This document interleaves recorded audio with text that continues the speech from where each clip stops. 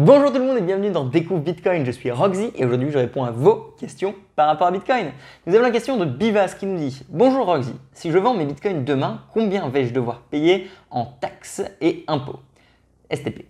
Eh bien, merci beaucoup à toi Bivas pour ta question. Et la réponse pour la France aujourd'hui au fin décembre 2020, sans faire de conseil financier, et je ne suis pas fiscaliste ni rien, c'est 30%. Hein, c'est ce que tout le monde est d'accord dans l'industrie. Donc quand tu vends, tu dois payer 30% d'impôt sur ta plus-value. Donc, si jamais tu as mis 1000 euros et que ces 1000 euros sont devenus 11 000 euros, tu as 10 000 euros de plus-value. C'est-à-dire que tu as fait 10 000 euros. Tu es taxé 30% de ces 10 000 euros, donc 3 000 euros.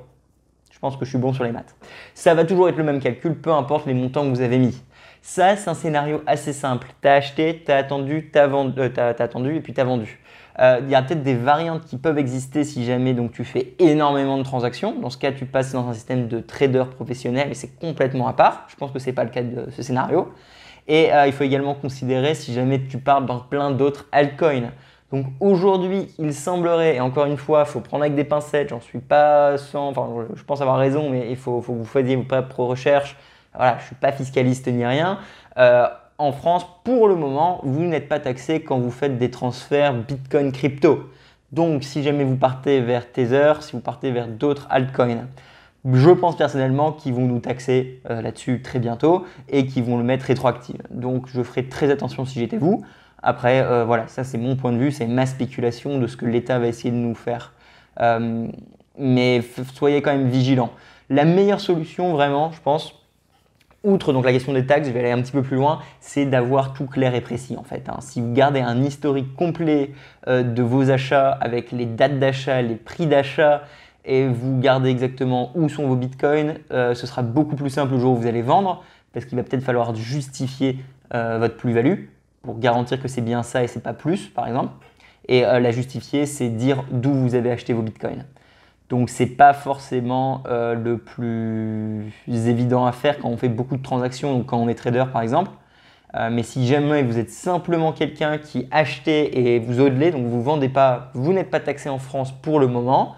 Et si jamais vous vendez, vous êtes taxé sur votre plus-value. Donc moi je dis toujours, il faut tout garder simple. On ne veut absolument pas le fisc au cul. C'est très important parce que ça prend beaucoup de temps, c'est du stress. Alors moi c'est inévitable, ils vont venir me voir. Mais pour vous, voilà, le jour où ils viennent, il faut être prêt et on est prêt en se préparant. Et donc l'idée c'est de garder un inventaire très clair, très précis des montants qu'on a achetés avec la date et le coût où on a acheté. Comme ça, quand on revend, c'est facile. L'idéal, c'est vraiment 3 entrées. Achat, transfert, donc 4 en fait. Transfert vers plateforme d'achat, de vente, vente. Voilà, là c'est un cheminement super facile, c'est pas trop compliqué, on a bien séparé nos comptes, c'est organisé, c'est le plus simple. Mais pour vraiment faire simple à ta question, je l'ai répondu au début, c'est 30% en tant que particulier aujourd'hui.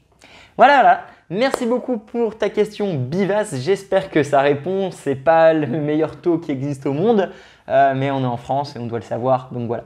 La loi peut changer. Faites vos propres recherches et consultez votre conseiller financier, vos comptables ou des vrais experts, hein, clairement.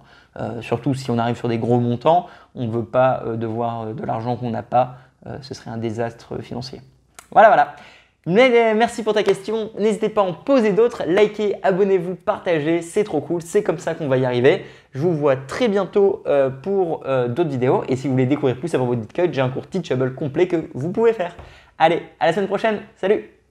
Tout le monde doit devoir faire un choix dans le futur, adopter Bitcoin ou l'ignorer? Ça va être lequel le vôtre?